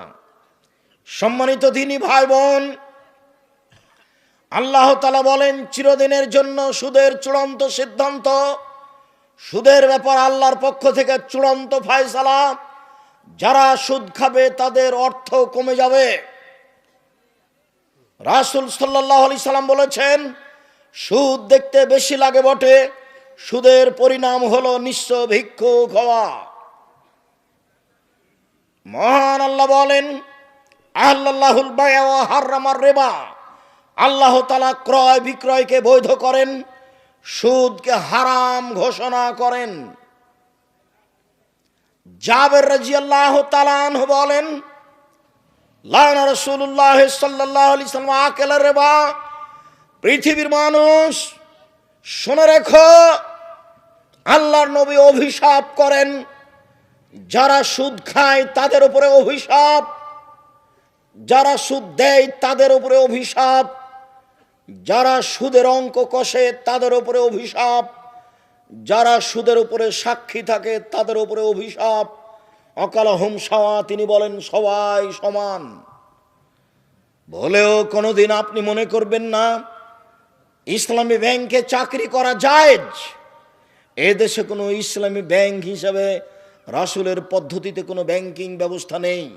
সবারই সম্পর্ক আছে বাংলাদেশ ব্যাংকের সাথে। অতএব কে 100% নিখুঁতভাবে ব্যবসা করছে এই কথা বলতে পারে না। আরো অবাক কথা যে আমি 5 লক্ষ টাকা 10 লক্ষ টাকা রেখেছি ব্যাংকে, প্রতি মাসে আমাকে 1 লক্ষতে 1000 করে টাকা দেয়। ব্যবসা কি এত নিরাপদে হয়? ব্যবসা মানে হলো আমি সাপাহার বাজারে তরি তরকারি কিনলাম, ট্রাক ভর্তি করে নিয়ে গেলাম রাজশাহীতে বিক্রি করব বলে, রাস্তায় গাড়িটা অ্যাক্সিডেন্ট হলো, সবজি নষ্ট হয়ে গেল, তার নাম ব্যবসা। কিনেছিলাম 10,000-এ হলো 10,500, তার নাম ব্যবসা।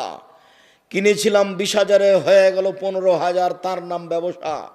আরে নিরাপদে প্রতি মাসে আমার জন্য 10 লক্ষতে 10,000, 10 লক্ষতে 10,000, 10 লক্ষ। ধর্ম পাগল হয়ে গেছে। धर्म राजशाही चांपाइनबाबगंज हवाई लड्डू, दोनों हाथ में लड्डू है, जो चाहे उसको खा ले, जो चाहे उसको छोड़ दे। ভুল হিসাব ব্যবসায় তো নিরাপদ হতে পারে না। অতএব এই দেশের মাটিতে ব্যাংকিং ব্যবস্থায় চাকরি করে পয়সা উপার্জন বৈধ হবে এ কথা অসম্ভব। এদেশে এমন কোনো এনজিও নেই যে এনজিওতে চাকরি করে সেই পয়সা দিয়ে চাউল কিনে ভাত খেয়ে বাদাত কবুল হতে পারে। ভুল হিসাব। হুজুর যা বলেছেন তা ভুল বলেছেন। এদেশে যে সন্দেহযুক্ত ব্যবসা আছে সেই সন্দেহযুক্ত ব্যবসা ছেড়ে দিয়ে জীবিকা নির্বাহ করতে হবে। বেশি দিন বেঁচে বেশি পয়সা অবৈধভাবে উপার্জন করার চেষ্টা করিয়েন না, যেহেতু এক সময় যেতেই হবে পৃথিবী ছেড়ে। কাজে এত কিছু হিসাব করা ঠিক হবে না। এই ছেলে, আচ্ছা তোমার আব্বার কথা বলি, তোমাকে বাদ দিলাম, তোমার বাপ বেশি কষ্ট পাবে তো সেই জন্য। তো এখন তো সব জমি কেয়ার হয়ে গেছে। চাঁপাইনবাবগঞ্জে দিয়াড়ের জমি তো কেয়ার ছিল না, তো ধান জমি মেপে ধান বোনা হতো, জমি মেপে ধান কাটা হতো। তো এখন তোমার বাপ ফাঁড়ি দিচ্ছে, ফাঁড়ি বুঝো ফাঁড়ি, তো সামনে একটা ধানের থোপ পড়েছে, এটা তোমার বাপ কোন দিকে করবে? তোমার বাপ কোন দিকে করেছে জিজ্ঞাসা করিও তো।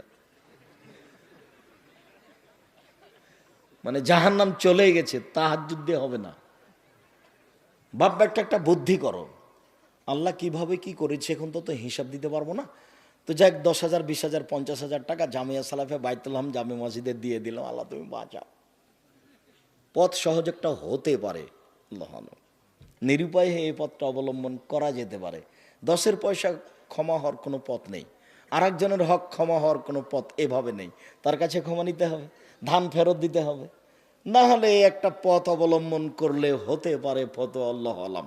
সম্মানিত দিনী ভাই বোন, যত পথ আছে সুদের সব পথ বন্ধ।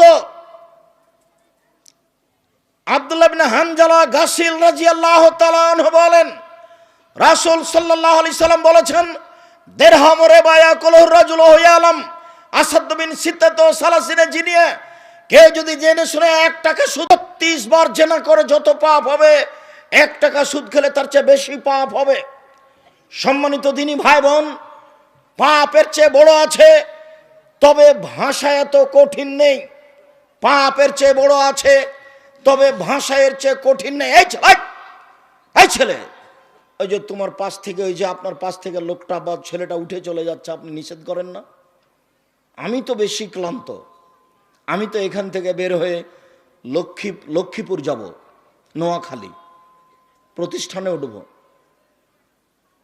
আমি তো এসেছি সাতক্ষীরা থেকে, সাতক্ষীরা থেকে এসে প্রতিষ্ঠানে থেকেছি, কাজ করেছি, তারপরে জোহরের পরে ফতুয়া বোর্ডে বসেছি। আপনাদের মাসিক আল ইতেসামের ফতুয়া বোর্ড হয় প্রতি মাসে।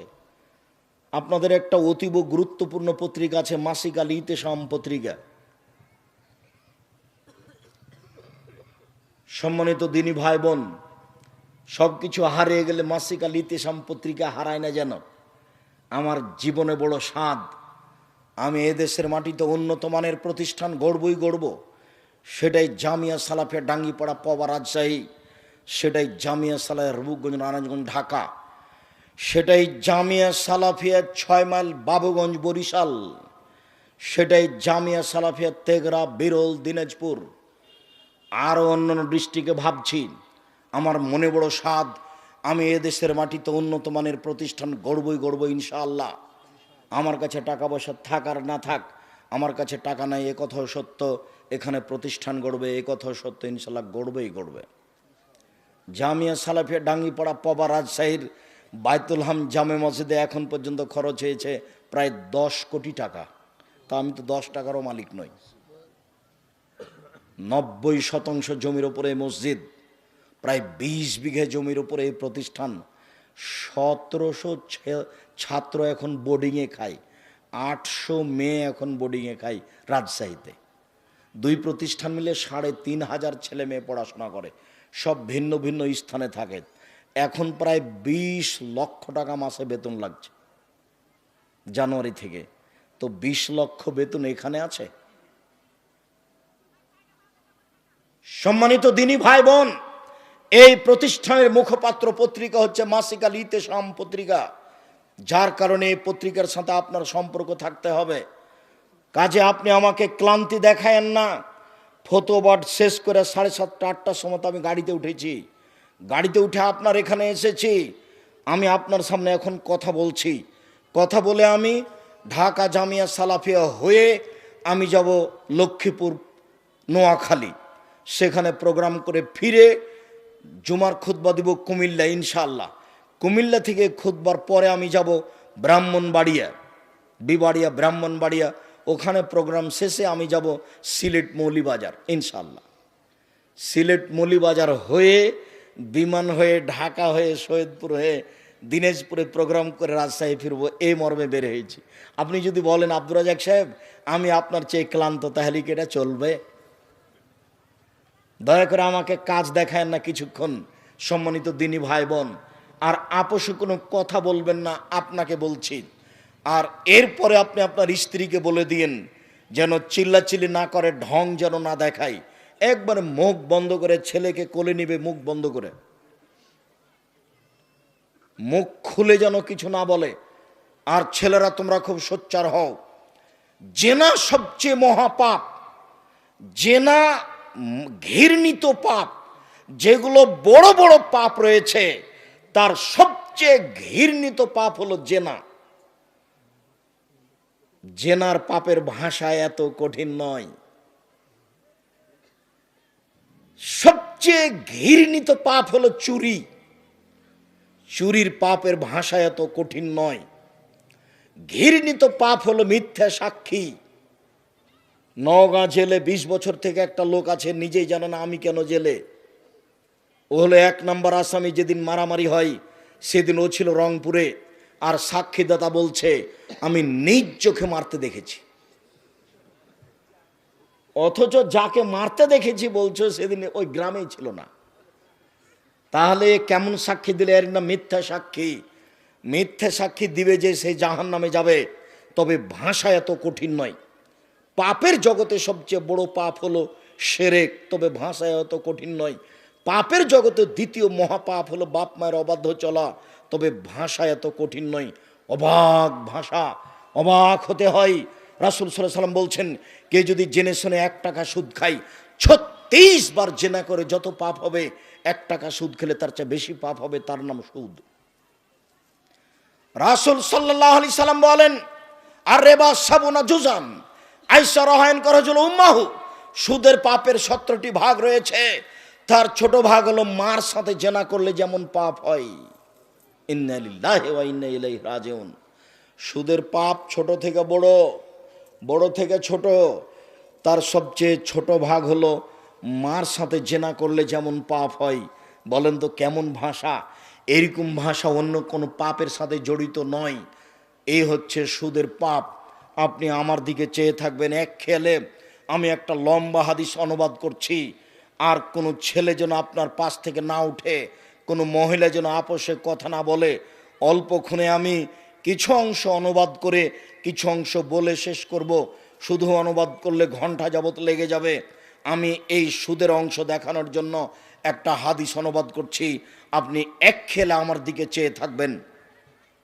শামর ইবনে জুনদুব রাদিয়াল্লাহু তাআলা আনহু বলেন, রাসূল সাল্লাল্লাহু আলাইহি সাল্লাম ফজরের সালাত আদায় করে আমাদের মুখামুখি হয়ে জিজ্ঞাসা করতেন, হালরা মিনকুম আল্লাইলাতা রুয়াত, সঙ্গী সাথে তোমরা কেউ স্বপ্নে কিছু দেখেছো?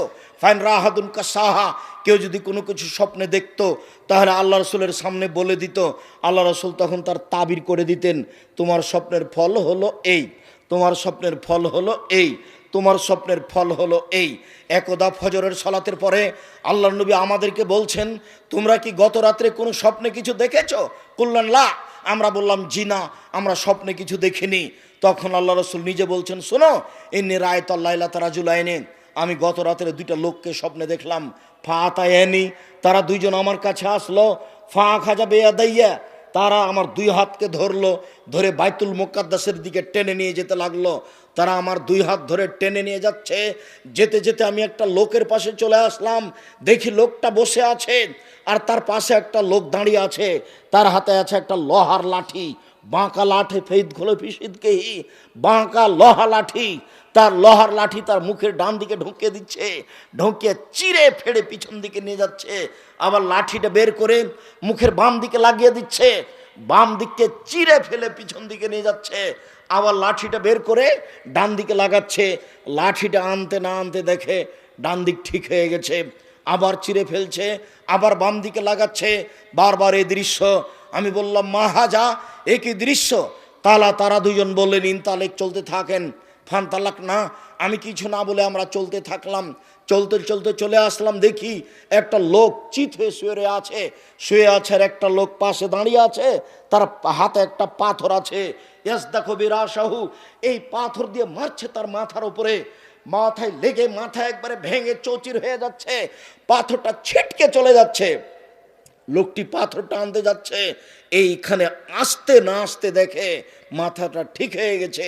ফাদার আসহকামা কানা, মাথা যেমন ছিল তেমন হয়ে গেছে। যতবারে মারে তাদাদাহাল হাজারো, পাথরটা ছিটকে চলে যায়। ফান্তালাকে এলাই হেলিয়া খোঁজাহু, ও আবার পাথর আনতে চাই, দেখে মাথা ঠিক হয়ে গেছে। দৃশ্য দেখে আমি বললাম, মা হাজা, একই দৃশ্য। কালা, তারা দুইজন বলেন, ইনতালেক, চলতে থাকেন। ফান তালাক না, কিছু না বলে চলতে থাকলাম। চলতে চলতে ফা আতাইনা আল্লাহ নাকবিল মিসলি তান্নুরে, একটা গর্তের পাশে চলে আসলাম। দেখি গর্তটা চুলার মতো, তন্দুরি রুটি সিদ্ধ করার জন্য যেই চুলা থাকে সেই চুলা। ফা আলা হুসাইকুন অসফালাও অসে, তার উপর হচ্ছে সংকীর্ণ, ভিতর হচ্ছে প্রশস্ত।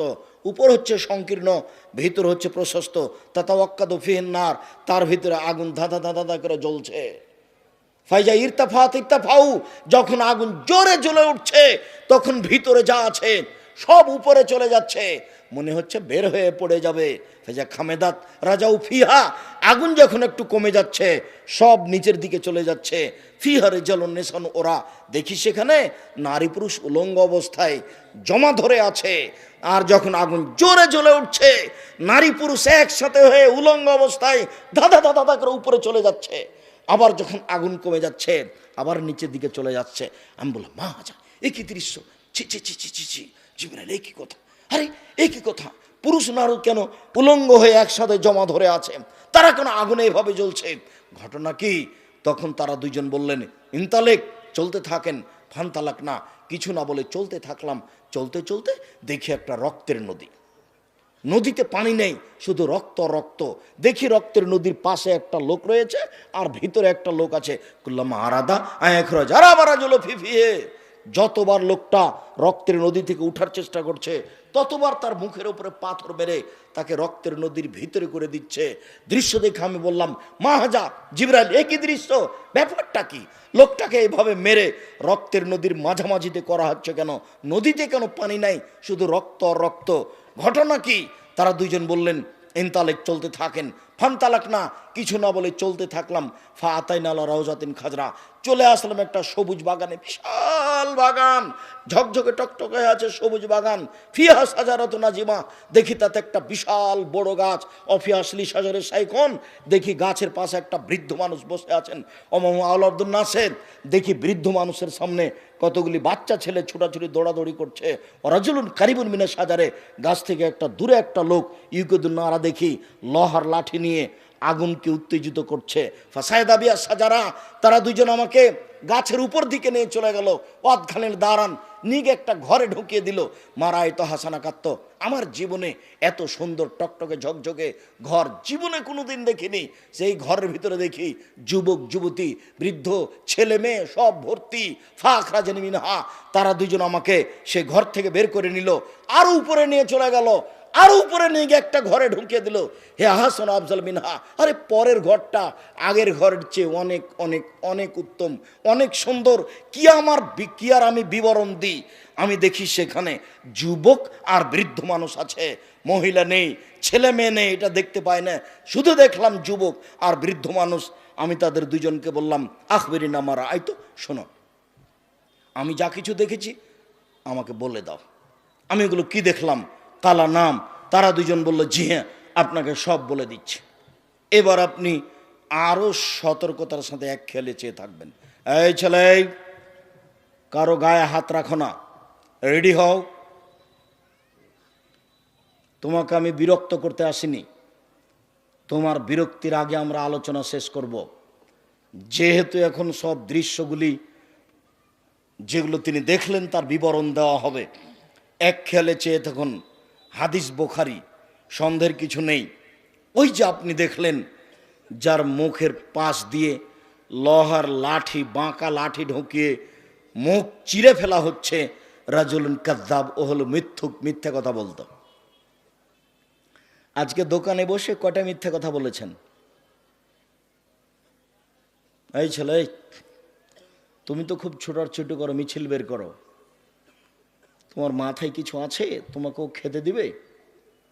মানুষের বাড়িতে কাজ করে খাও, মানুষের পিছনে পড়িও না। পৃথিবী অনেক বড়, দেখো,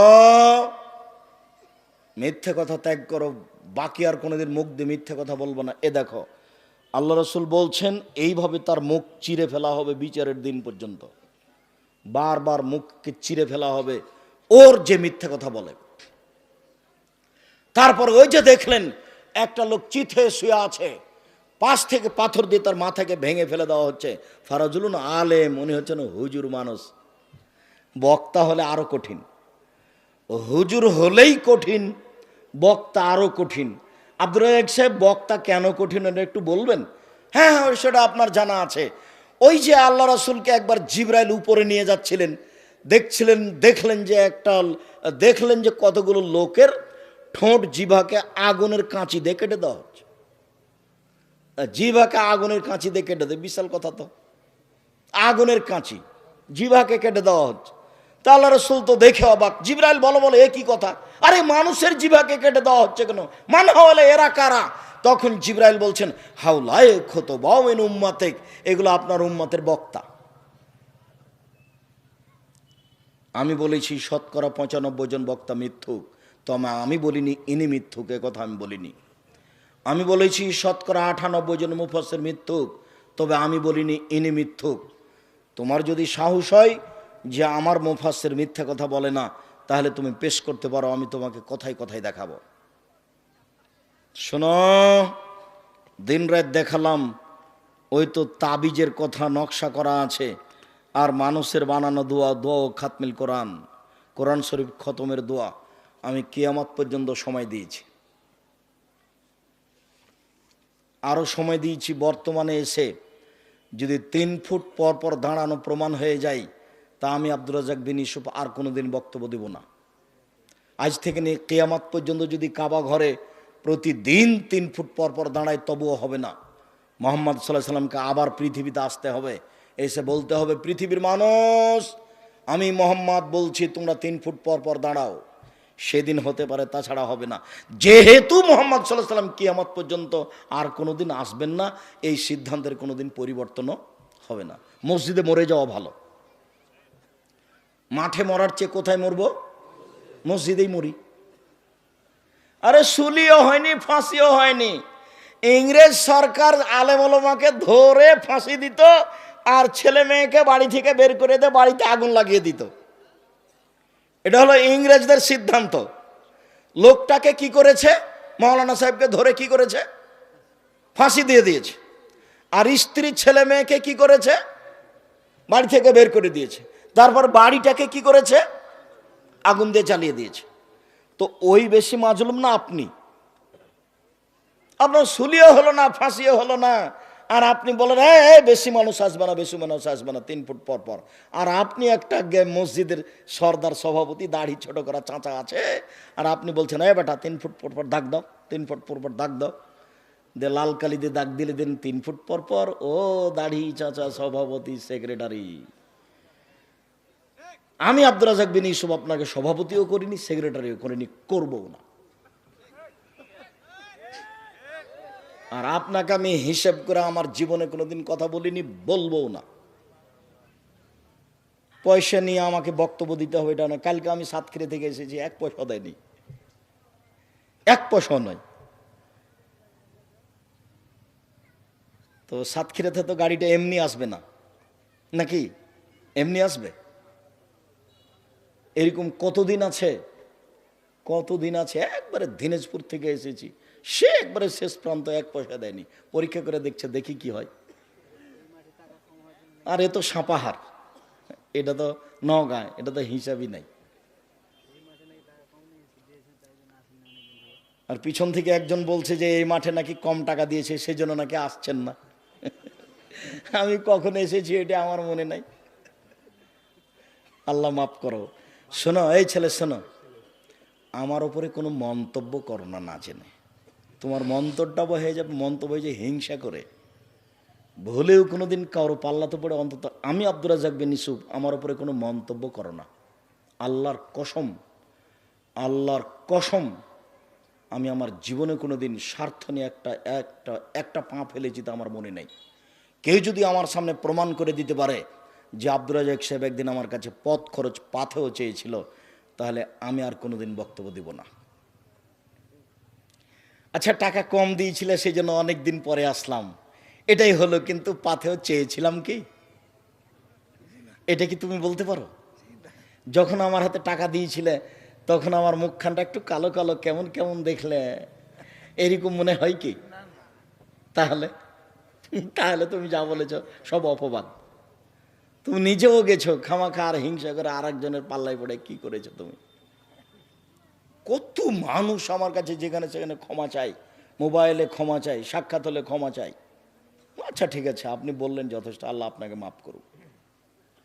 সম্মানিত দ্বীনি ভাই বোন, ওই যে আপনি দেখলেন রাসূল সাল্লাল্লাহু আলাইহি সাল্লামকে বলছেন জিবরাইল, ওই যে আপনি দেখলেন মাথা ভেঙে ফেলা হচ্ছে, ও হচ্ছে মওলানা মানুষ, জানা অনুপাতে আমল করেনি, যার কারণে শাস্তি হচ্ছে। অনেক কথা আলেমের ব্যাপারে আছে, তা আমি এখানে বলছি না, তবে উপদেশ বইয়ে পড়তে হবে, উপদেশ বই রাখা জরুরি। কে বড় ক্ষতিগ্রস্ত, কে বড় লাভবান রাখা জরুরি। রিজিক রাখতে আপনি বাধ্য, অন্তত রিজিক বইটি 10 বার পড়বেন। আব্দুল্লাহ লিখা মিন্নাতুল বারি নিজের ছেলের লিখা মনে করবেন, বুখারীর ব্যতিক্রম ব্যাখ্যা মিন্নাতুল বারি মনে করবেন আমার নিজের ছেলে রেখেছে, আমি একটু লিখেছে, একটু বইটা পড়ে দেখি, আমার আদরের ছেলে লিখেছে, বইটা একটু পড়ে দেখি। এইভাবে আপনি একটু ভালোবাসা দেখিয়ে পড়বেন, অনেক উপকার হবে, আশা রেখে ইনশাল্লাহ। সম্মানিত দ্বীনি ভাই বোন, আমি বলছিলাম রাসূল সাল্লাল্লাহু আলাইহি সাল্লামকে তারা বললেন, ওই যে আপনি দেখলেন একটা গর্তে আগুন জ্বলছে, ধাঁধা ধাঁধা করে জ্বলছে, আর তারা উলঙ্গ অবস্থায় পুরুষ নারী জমা ধরে আছে। আগুন যখন জোরে জ্বলছে উপরে চলে যাচ্ছে, আবার যখন আগুন কম হচ্ছে তখন নিচে চলে যাচ্ছে।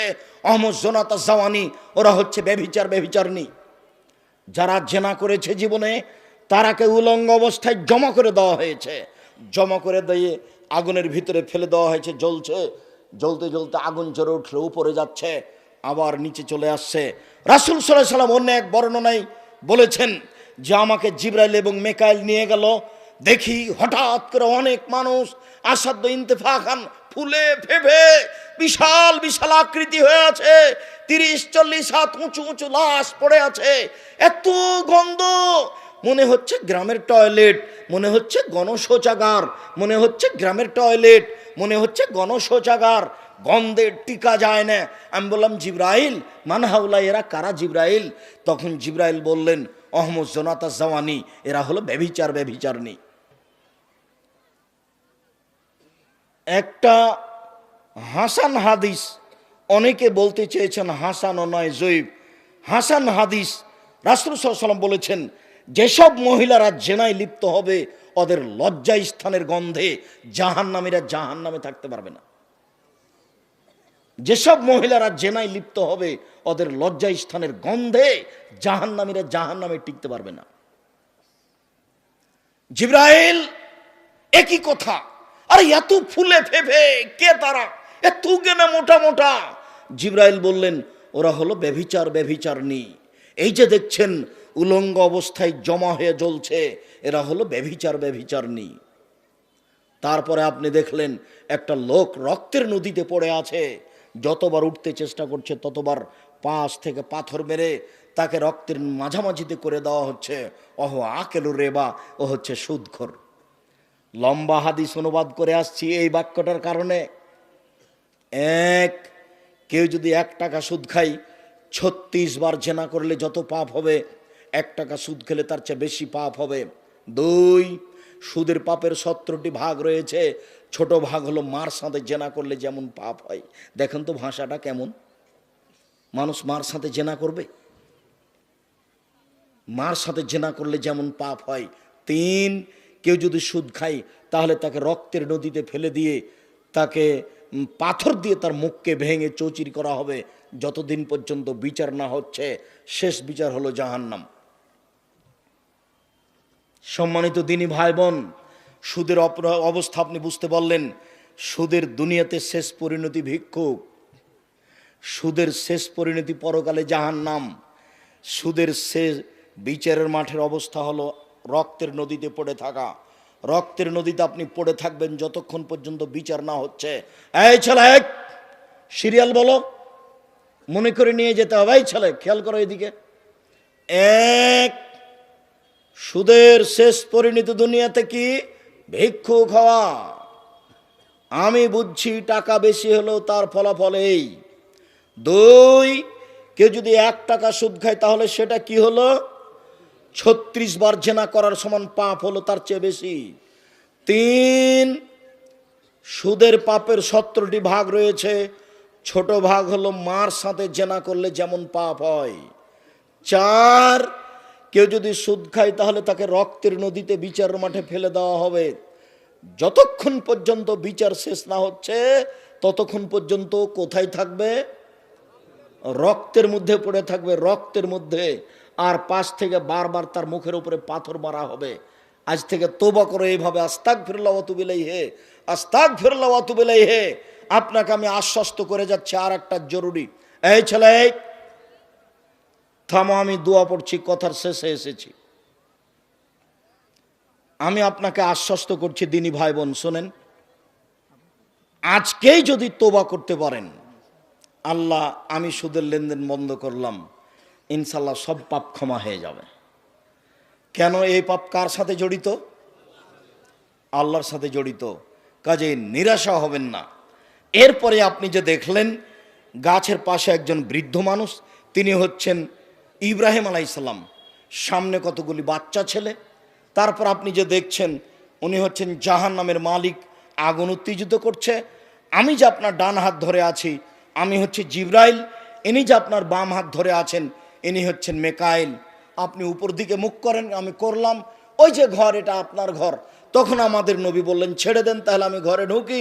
তখন তারা দুজন বললেন না না, আপনার বয়স বাকি আছে, যেদিন আপনার বয়স শেষ হয়ে যাবে সেদিন আপনি এখানে চলে আসবেন। বুখারী সম্মানিত দিনী ভাই বোন, আমি আপনাকে সংক্ষিপ্ত বিবরণে সুদ থেকে কঠিনভাবে সতর্ক সাবধান থাকার জন্য অনুরোধ জানাচ্ছি। 5 ওয়াক্ত সালাত আদায়ের জন্য অনুরোধ জানাচ্ছি।